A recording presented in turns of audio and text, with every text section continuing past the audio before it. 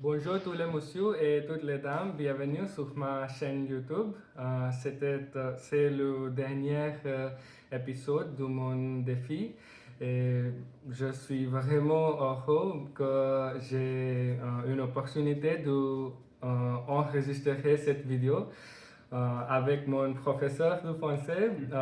Je vais vous présenter Guillaume. Guillaume, comment ça va? Bonjour tout le monde, je vais bien et toi, Richek? Oui, je vais très bien, merci beaucoup. Euh, j'ai euh, j'ai commencé, euh, j'ai créé cette chaîne YouTube parce que je n'ai lui partagé avant que j'ai créé cette chaîne. Donc, j'ai créé cette chaîne parce que j'ai pris un défi de, j'ai pris un défi de télécharger 100 vidéos chaque jour. Euh, Pourquoi? Parce que après être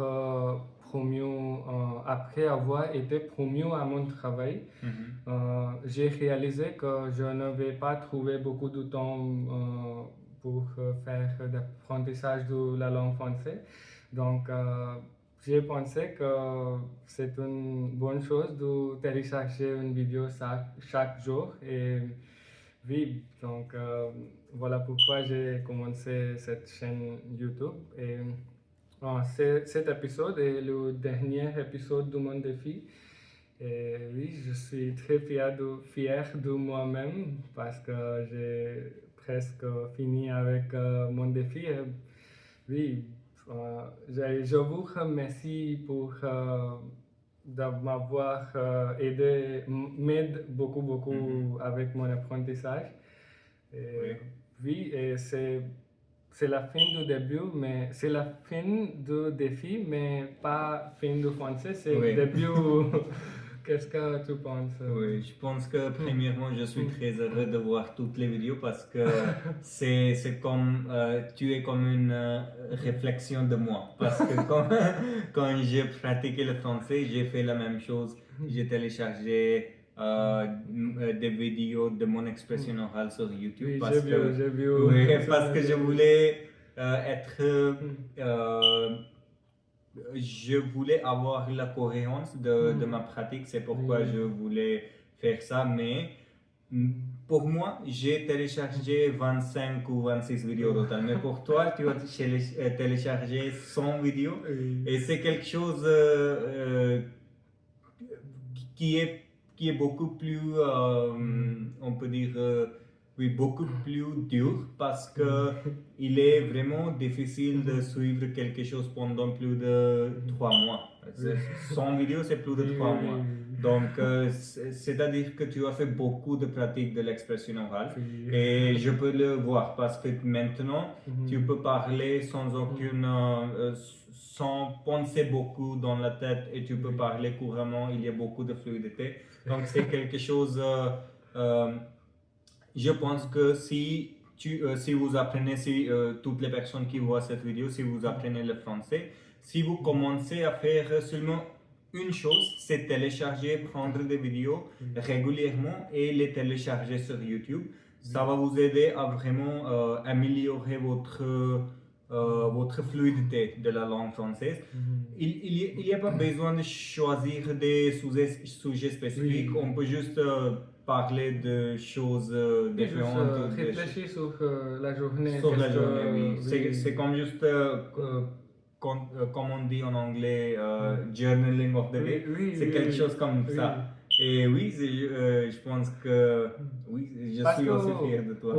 au début aussi, premièrement, j'étais en train de préparer correctement ce que je vais parler dans la vidéo.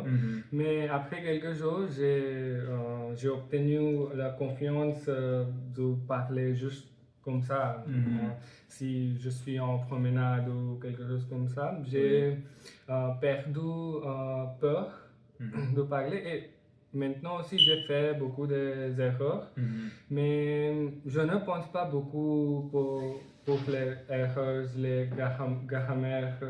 Oui, après avoir enregistré, je regarde la vidéo et j'essaie de trouver à quel point exactement j'ai fait des erreurs et je mettre cette chose en ma tête.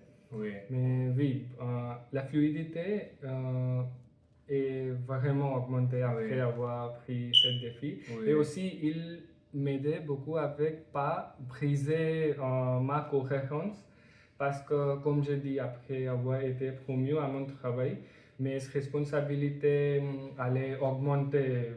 Et, oui, et j'ai connu que j'ai su que je ne vais pas capable d'étudier, de passer beaucoup de temps pour l'apprentissage du français. Donc, aussitôt que j'ai réalisé cette chose, oui. Et tu as commencé à Et avec chaque vidéo, je pense que j'ai appris 5-6 nouvelles mots, expressions, et comme, oui, comme en français, des gens dire comme je suis en train de faire ça, j'ai envie de. Mon préparation est en cours et quelque chose comme ça. Et avec fluidité, je suis capable de parler, je pense. Oui. Et c'est même comme un entraînement de muscles. Oui. C'est le même entraînement pour notre cerveau parce que quand on commence à parler, il y a une sens d'être ennuyeux quand on commence à parler en français. Par exemple, si tu as je ne sais pas si c'est vrai ou non, mais je pense que quand tu as commencé à prendre ces vidéos et pendant les premières 10 ou 20 vidéos, après avoir parlé, ton cerveau était très fatigué. Oui. Oui, mais maintenant il n'y a pas de fatigue parce que quand on fait de musculation, il y a toujours la fatigue. Mais après l'entraînement et continuation, la fatigue se disparaît. Oui. On a mangé bien, récupération du musculaire. Oui, c'est la même chose. Parce que on est dans le domaine de fitness, on peut toujours connecter toutes les choses avec le fitness. Mais oui, ça marche comme ça aussi. Oui, mais je pense que c'est un très bon objectif que tu as attendu aujourd'hui. Ton centième vidéo, c'est quelque chose. Je pense que tous les étudiants qui pratiquent le français régulièrement, parce que j'enseigne le français, tu sais, il y a beaucoup d'étudiants. Il n'y a pas d'étudiant qui a jamais fait cette activité. Et c'est comme une en anglais on dit assignment, mais en français on dit devoir.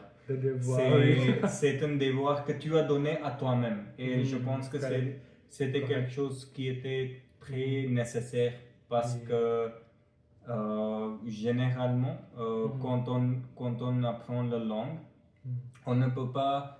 On pense que c'est l'enseignant qui va nous donner des choses à faire. Bien sûr, on va faire des choses qui sont nécessaires, mais pour être plus efficace, pour apprendre le français aussitôt que possible, il est important d'être responsable soi-même et prendre des défis et vaincre des défis soi-même. Donc tu as fait la même chose. Donc oui, c'est très bien. Oui, parce que augmenter la confiance c'est important parce que c'est facile de faire beaucoup de lectures, écouter les podcasts.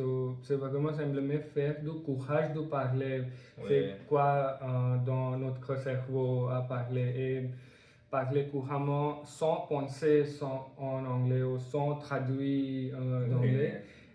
C'est vraiment difficile. Oui, il va venir à toi avec pratique. Il n'y a pas d'autre option. Et qu'est-ce que tu penses à votre avis, éviter la frustration parce que quand je fais lecture ou quelque chose que j'écoute, et c'est vraiment difficile à concentrer parce que la frustration, c'est difficile de connaître c'est quoi exactement et plusieurs fois regarder dictionnaire ou reverso ou quelque chose comme ça. Donc, beaucoup de stress et frustration. Oui, frustration. Qu'est-ce que, à votre avis, oui. Mon avis, mon avis, c'est que quand on veut lire quelque chose ou quand on veut écouter quelque chose, dans notre tête, on doit toujours penser que il n'y a pas besoin de comprendre 100% de mots. Et il n'y a pas besoin de comprendre 100% de mots qu'on écoute. Parce que c'est toujours le contexte. Si on sait 80% de contexte, ça c'est bien. Donc, si on a cette mentalité-là, ce serait vraiment facile. Ce ne serait pas facile, mais en comparaison, ce serait un peu facile de comprendre de comprendre la langue, spécifiquement quand on fait de la lecture et quand on écoute. Donc oui, et je vois toujours, il y a des étudiants qui font cette erreur, c'est que ils essayent de comprendre chaque mot, mais ce n'est pas important. Et ça va augmenter le stress. Oui, ça va augmenter le stress. Pourquoi ce n'est pas possible de... Oui, parce que quand on fait ça, on pense toujours, oh, il y a ce mot que je ne sais pas déjà, il y a ce mot que je ne sais pas déjà, mais c'est pas grave. Donc il s'agit de comprendre le contexte. Oui. Mais quand on parle de contexte aussi, il y a le spectrum. En anglais, on dit spectrum, je ne sais pas en français. Est-ce que vous savez le contexte 50%? Est-ce que vous savez le contexte 60%? Est-il compréhensible pour vous ou non? Bien sûr, si ce n'est pas compréhensible, oui. Donc, il faut faire beaucoup de pratiques maintenant. Mais si c'est compréhensible, c'est combien? Est-ce que le contexte est compréhensible 60% ou 80%? Bien sûr, on ne peut pas donner le chiffre parce que ce n'est pas, on n'apprend pas la langue comme un chiffre, 400%, des choses comme ça, mais généralement. Oui, ça dépend sur le sujet aussi, c'est quoi exactement.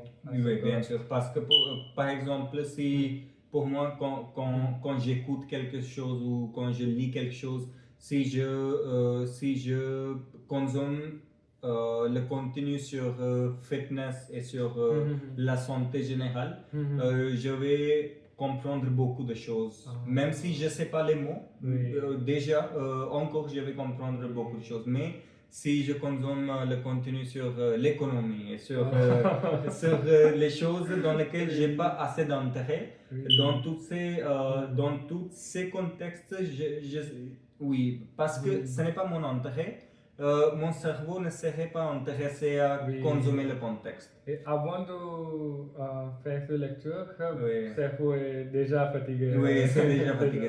Et je me rappelle ce phénomène spécifiquement parce que quand je faisais la pratique avant mon examen de TEF Canada, j'avais toujours cette émotion de l'anxiété parce que j'ai lu beaucoup d'articles sur Le Figaro, Le Monde et tous ces articles sont très élevés, très avancés. Oui, et aussi ils sont sur géopolitique, sur l'économie, sur... oui, donc ce n'était pas mon intérêt, c'est pourquoi il y avait beaucoup de résistance à lire ces articles, mais lentement, ça devient une chose. Parce que la chose à ce que nous intéressons, naturellement on va comprendre plus en comparaison d'autres choses. Donc si nous donnons training, entraînement pour les choses difficiles, donc ça va être plus facile pour la chose qui nous aimons. Oui, c'est vrai. Donc oui, si on veut être connecté avec la langue, il est important de lire ou écouter le contenu dans lequel on est déjà intéressé. Donc c'est vraiment important. Oui. Et maintenant, parce que c'est son centième vidéo, Oui.